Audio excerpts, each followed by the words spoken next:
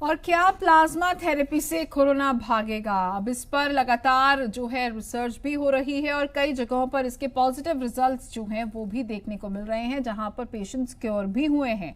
Corona के खिलाफ जारी लड़ाई में भारत को बड़ी कामयाबी मिली है। दिल्ली के अस्पतालों में कोरोना संक्रमित मरीजों के इलाज के लिए प्लाज्मा थेरेपी का ट्रायल सफल रहा है। हालांकि ये सिर्फ शुरुआती सफलता है, लेकिन अच्छी बात यह है कि जिन जिन मरीजों के इलाज के लिए प्लाज्मा थेरेपी का इस्तेमाल किया गया, उनमें से ज्यादातर मरीजों की तबीयत में तेजी से सुधार हुआ है।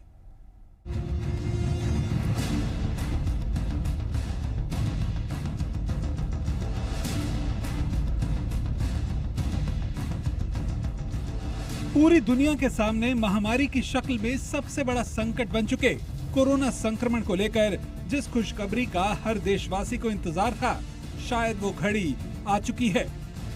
कोविड-19 यानी कोरोना वायरस से संक्रमित मरीजों पर आजमाई गई प्लाज्मा थेरेपी का शुरुआती ट्रायल सफल रहा है और नतीजे भी उम्मीद के मुताबिक सकारात्मक रहे हैं।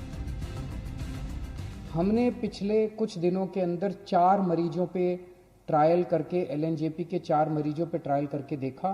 उसके अभी तक के नतीजे उत्साहवर्धक हैं, अच्छे हैं। कोरोना का इलाज ढूंढने में जुटी पूरी दुनिया के सामने भारत की उपलब्धि एक बड़ा कदम मानी जा सकती है।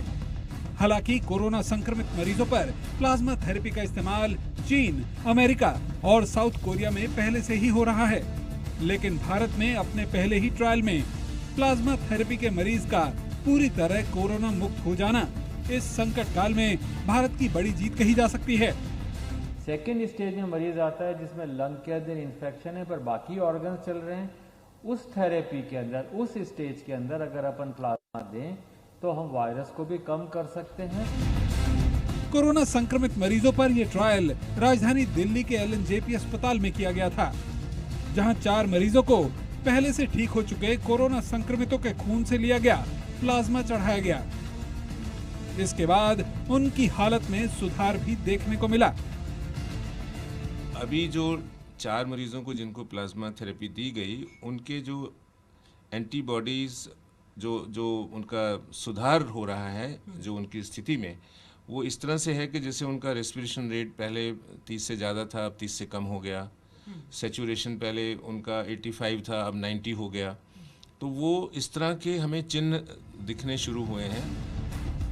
हाल ही में दिल्ली के कुछ अस्पतालों में कोरोना मरीजों पर प्लाज्मा थेरेपी के ट्रायल की इजाजत दी गई थी।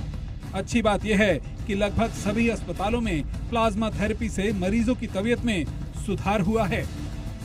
मैक्स अस्पताल में तो जिस मरीज को प्लाज्मा थेरेपी दी गई, उससे मरीज को इतना फायदा हुआ कि वो अब वेंटिलेटर छोड़कर तेजी से ठीक हो रहा है। दिल्ली से पूजा मक्कड़ और अश्विनी गुप्ता के साथ ब्यूरो रिपोर्ट, जी मीडिया।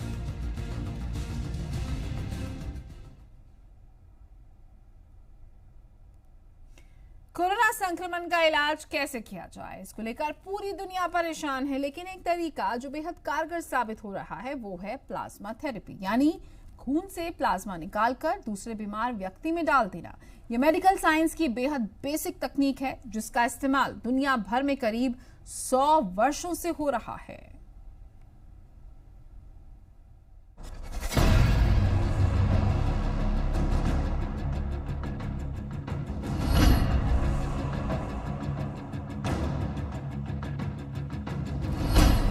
एक तरफ जानलेवा वायरस कोरोना है जो पूरी दुनिया के लिए मौत का पैगाम बनकर आया है, दूसरी तरफ जिंदगी की जिद है जो लगातार इस खतरनाक वायरस से लड़ रही है। डॉक्टर, वैज्ञानिक और तमाम कोरोना वॉरियर्स लगातार कोरोना की चुनौती का मुंह तोड़ जवाब दे रहे हैं, लेकिन इस अदृश्य दुश्मन से जंग जीत पाना आसान नहीं है। पहला रास्ता वैक्सीन का है, जिसके बाजार में आते आते तकरीबन 1.5 साल लग जाएंगे। दूसरा रास्ता मौजूदा विकल्पों में से बेहतर चुनाव का है, जिसमें सबसे अव्वल पायदान पर खड़ी है प्लाज्मा थेरेपी, जो कोरोना के खिलाफ रामबाण बनकर सामने आई है।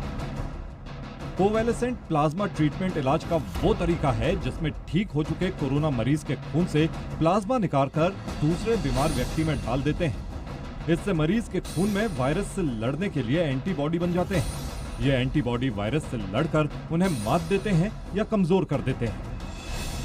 ये एंटीबॉडी ज्यादातर खून के प्लाज्मा में रहते हैं। इंसान के खून में आमतौर पर 55% प्लाज्मा, 45% लाल रक्त कोशिकाएं और 1% सफेद रक्त कोशिकाएं होती हैं। इससे कुछ एक इम्यूनिटी शायद इंडियन पॉपुलेशन में देखी जा रही है, जो कि इतनी आसानी से कोरोना वायरस के कारण होने वाली ऑर्गन फेलियर को बचा रही है। इस तकनीक में जरूरी यह है कि ठीक हुए व्यक्ति के खून से प्लाज्मा निकालकर स्टोर कर लिया जाए, फिर इसे दूसरे मरीज को दिया जाए। ये प्लाज्मा किसी मरीज के ठीक होने के 2 हफ्ते बाद ही लिया जा सकता है। इस तकनीक में प्लाज्मा निकालकर बाकी खून फिर से वापस डोनर के शरीर में डाल दिया जाता है। एक व्यक्ति से औसतन 400 से 500 मिलीमीटर प्लाज्मा लेना मुमकिन है। प्लाज्मा थेरेपी से गंभीर रूप से संक्रमित मरीजों का इलाज किया जाता है। इस थेरेपी से 48 से 72 घंटों में मरीज की हालत में सुधार आने लगता है। कोरोना के खिलाफ चीन, अमेरिका और दक्षिण कोरिया में इस तकनीक का इस्तेमाल जारी है। सार्स, मर्स और H1N1 में भी इसका इस्तेमाल हो चुका है। तो एक पॉसिबिलिटी है कि जो आदमी क्योर हो चुका है और उसके 2 हफ्ते हो चुके हैं, उसकी जो एंटीबॉडीज बनी हुई है उसके शरीर में, उसका 200 ml मैं मेरे पेशेंट को दे दूं। एक आदमी 500 ml डोनेट कर सकता है, यानी कि 3 लोगों को उसका प्लाज्मा दिया जा सकता है। ब्लड ग्रुप स्पेसिफिक प्लाज्मा देना होता है और उसके अलावा वो 1 हफ्ते बाद फिर डोनेट कर सकता है। प्लाज्मा थेरेपी का फायदा ये है कि मरीज बिना किसी वैक्सीन के ही बीमारी से लड़ने की क्षमता विकसित कर लेता है। प्लाज्मा शरीर के अंदर एंटीबॉडीज बनाने के साथ साथ उसे अपने अंदर स्टोर भी करता है और जब ये दूसरे व्यक्ति के शरीर में डाला जाता है तो वो किसी भी वायरस के हमले से लड़ने के लिए तैयार हो जाता है। प्लाज्मा ट्रीटमेंट मेडिकल साइंस की बेहद बेसिक टेक्निक है। करीब 100 सालों से इसका इस्तेमाल पूरी दुनिया कर रही है। कई मामलों में इससे फायदा होता देखा गया है। कोरोना के मरीजों में भी ये संजीवनी की तरह असर दिखा रहा है।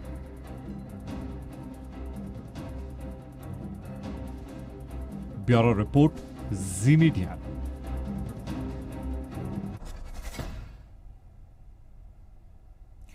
प्लाज्मा थेरेपी एक बेहद ही आसान तकनीक है और पिछले लंबे वक्त से इसका इस्तेमाल किया जा रहा है और कोरोना के इलाज में ये कारगर साबित हुई दिख रही है।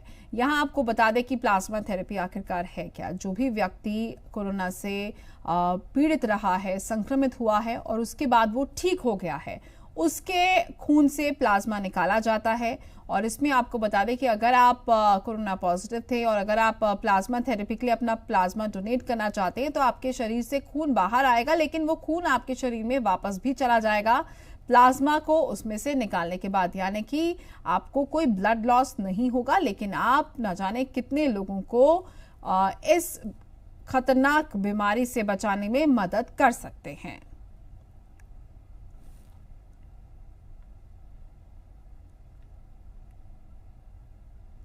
चलिए अब आपको तरीके से समझाते हैं कि आखिरकार प्लाज्मा थेरेपी होती क्या है, ये आपको बता देते हैं।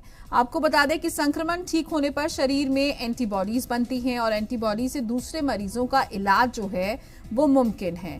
ठीक होने के 14 दिन बाद एंटीबॉडीज लेना संभव हो पाता है। रक्त में मौजूद एंटीबॉडीज केवल प्लाज्मा में मौजूद रहती हैं। प्लाज्मा निकालकर आपको बता दें कि बाकी खून को सेपरेट कर लिया जाता है और खून आपके शरीर में वापस डाल दिया जाता है।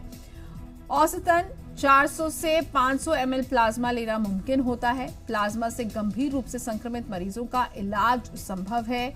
ऐसे पॉजिटिव मामले जो हैं या फिर ये कहें कि सक्सेस स्टोरीज जो हैं वो दिल्ली में देखने को मिल रही हैं। थेरेपी के 48 से 72 घंटे में मरीजों की हालत जो है वो सुधार उसमें देखने को मिल रहा है। चीन और दक्षिण कोरिया में इसका इस्तेमाल जारी है। सार्स, MERS और H1N1 में इसका इस्तेमाल किया गया है और प्लाज्मा थेरेपी का खर्च लगभग 2500 रुपए है।